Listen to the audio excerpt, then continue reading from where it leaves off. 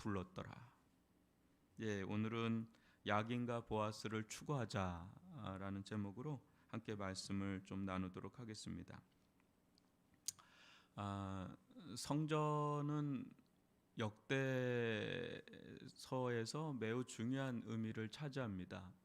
여러분이 성경을 좀 읽다 보면 창세기부터 요한계시록까지 성전이라고 하는 어떤 맥이 흐르고 있습니다. 그 첫 번째 성전은 에덴 동산입니다. 여러분들이 창세기를 신년이 되면 아마 제일 먼저 펴서 읽으실 거예요. 그러다가 어디에서 이제 헤매기 시작하면 출애굽기도 재미나게 읽습니다. 근데 출애굽기에서 성막을 짓기 시작할 때 그때부터 자세 꼰실 뭐 하면서 꼬입니다. 그러다가 레위기로 들어가서 깊이 이제 들어가죠. 이제 못 나오죠. 이제. 그래서 이거 안 되겠다. 너무 어렵다. 이러면서 이제 레위기에서 끝납니다. 그런데 여러분 창세기를 보면 에덴 동산에서 4개의 강이 흘러가는 발원되는 것을 보게 되고 그 주변에 각종 보석이 있다는 장면이 이렇게 나오고 쓱 넘어가죠. 거기에 이제 에덴 동산에 하나님께서 이제 찾아오시는 그런 장면들이 이렇게 군데군데 나오는데 그것이 최초의 성전 개념이라고 보는 거죠. 그래서 최초의 제사장을 아담이라고 봅니다. 이제 그것이 좀 더 아주 구체적으로 나타나는 것이 광야 시대의 성막이죠.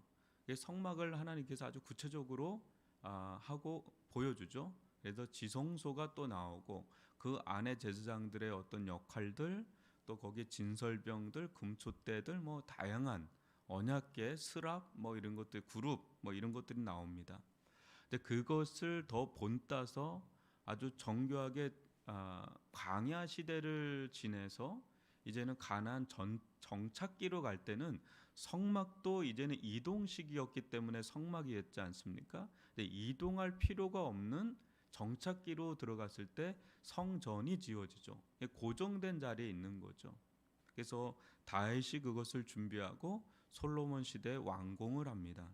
그게 이제 솔로몬 성전이라고 부르죠.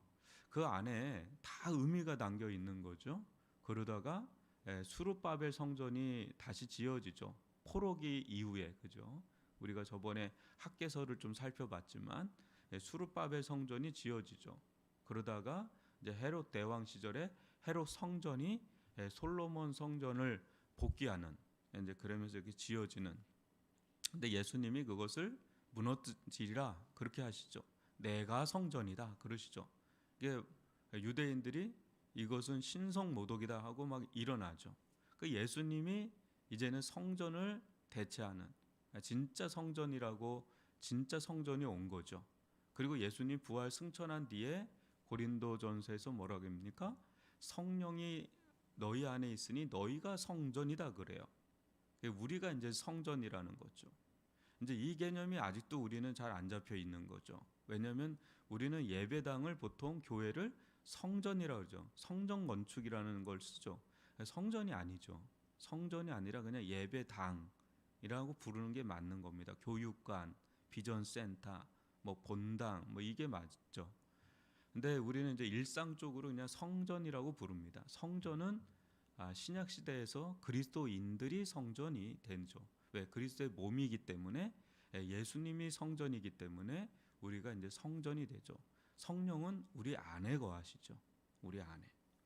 그러다가 요한계시록에 보면 새 하늘과 새 땅이 오면서 또 그 강이 발원이 되고 각종 보석과 보화 같은 치장으로 되는 상징적인 언어들이 마구마구 쏟아지죠. 그래서 그것이 이제 성전이 이렇게 흘러가는 그런 흐름들이 있습니다. 그러니까 이 창세부터 요한계시록까지 이제 성전이 쭉 흘러간다는 성전 개념이 있다는 것을 볼 수가 있습니다. 그렇기 때문에 무엇 하나가 막 없어도 될 것들이 아니라 다 의미가 있기 때문에 우리 이 의미들을 잘 파악을 해서 우리 신앙생활에 잘 접목하면 유익을 얻게 됩니다. 오늘은 이제 솔로몬 성전에 대한 이야기입니다. 그때 여기는 성막일 때는 없었던 게 들어가는 거죠. 그죠? 아무래도 거기서 보면 15절 보면 성전 앞에 기둥 둘을 만들었으니, 기둥 둘이 있다는 거죠. 그죠? 높이가 35규빗이요. 또 각 기둥 꼭대기의 머리가 5규빗이요. 성소같이 사슬을 만들어 그 기둥에 두르고 석류 100개를 만들어 사슬을 달았으며. 보통 여러분 이제 그리스에 가거나 그런데도 다 성전이 있습니다. 그러면 성전의 기둥이 주기둥이라 그러잖아요. 주기둥이 굉장히 크죠. 예, 그와 같은 것처럼 성전 앞에 기둥 둘, 그러니까 떠받치는 아주 상징적인 아주 그런 기둥 둘이 이 성막 가운데, 성전 가운데 있는데 이제 부른 겁니다. 17절에 보면 두 기둥을 성전 앞에 이제 세웠는데 왼쪽에 하나요, 오른쪽에 하나라는 거죠. 오른쪽 곳은 야긴이라고 부르고 왼쪽 곳은 보아스라고 부릅니다. 보아스 하니까 룻이 생각나죠. 룻, 그죠? 룻의 남편이 되는 사람 보아스죠. 이거를 이제 세우고 왜 야긴이라고 부르고 이제 보아스라고 부른 겁니다. 사람들이 이 기둥은 야긴이야, 이 기둥은 보아스야, 하나님께서 그렇게 부르도록 지정을 해주신 거예요. 우리는 이 야긴과 보아스가 무슨 뜻인지를 좀 알 필요가 있겠죠. 야긴은 뭡니까?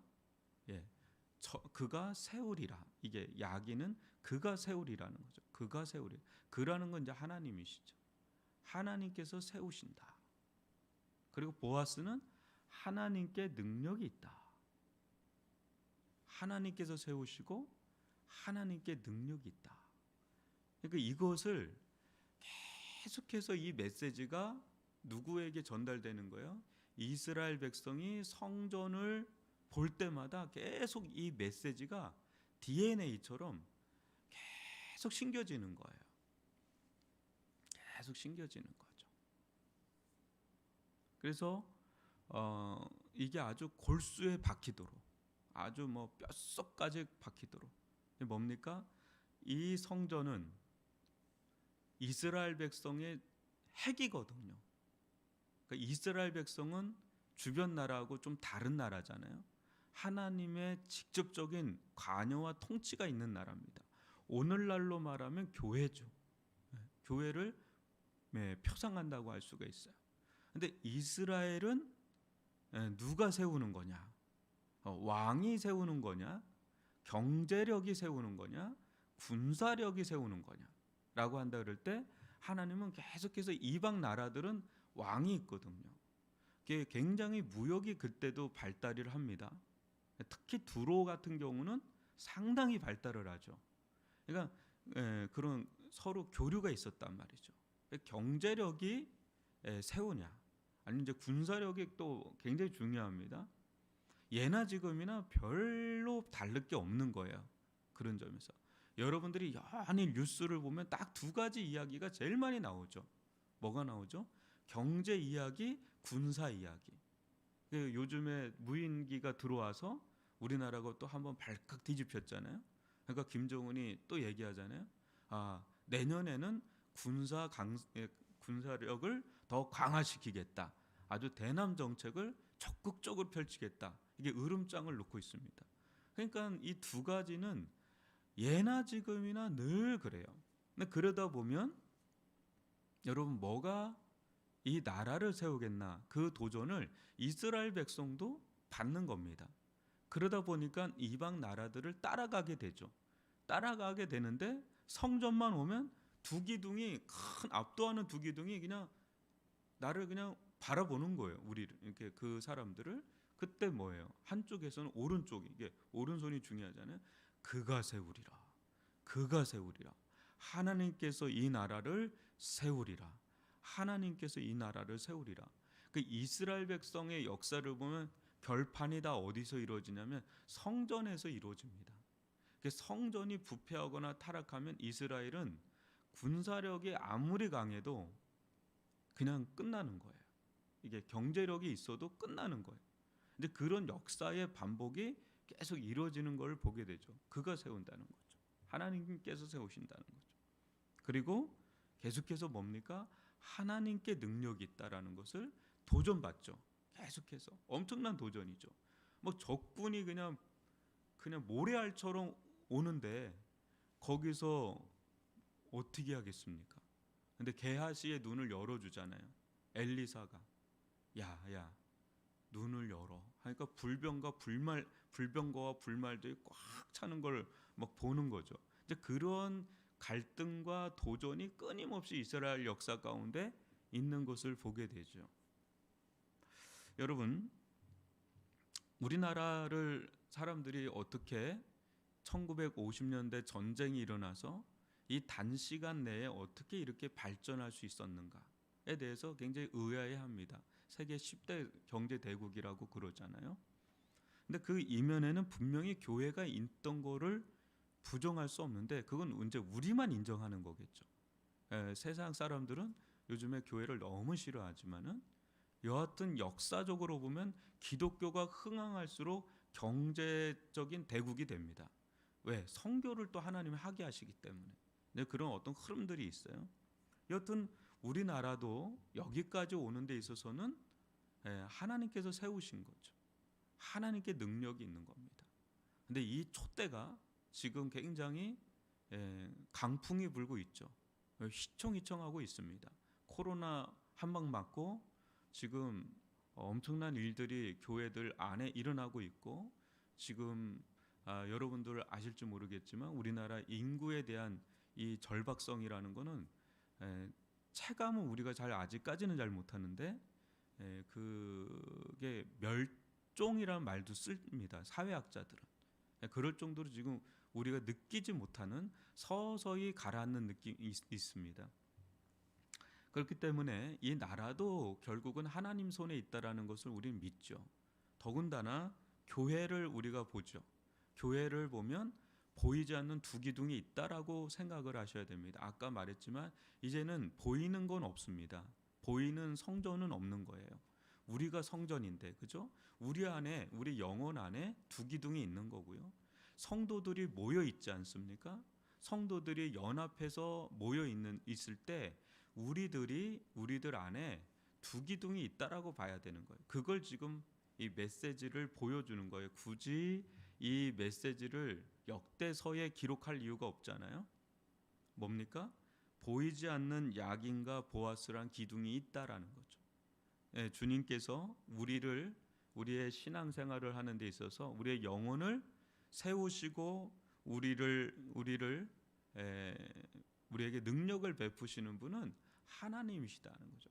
하나님께서 우리의 인생을 세우시고 우리에게 능력을 베푸시는 분은 하나님 그에게 있다. 근데 우리가 이제 세상을 살아가다 보면 늘 도전을 받는 거예요. 내가 세워야 되는 게 아닌가? 또 내가 능력이 있어야 되는 게 아닌가?